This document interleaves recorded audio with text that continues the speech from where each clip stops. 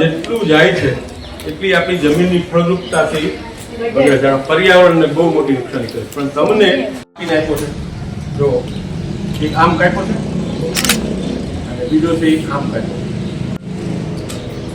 આવી રીતે કાપી નાખ્યો છે, બરોબર? હવે શું છે તમારે એ તમને સરળતાથી યાદ રહી જાય એટલા માટેની આ પ્રવૃત્તિ છે.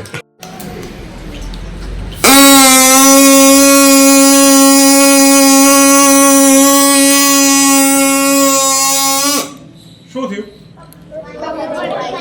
શું વાગ્યું? મારો પ્રશ્ન છે શું કામ? કોણ મને કહે છે?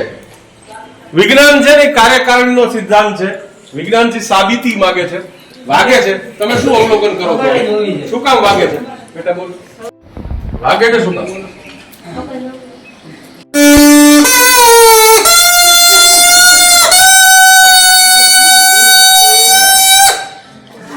અવાજમાં ફેરફાર આવ્યો?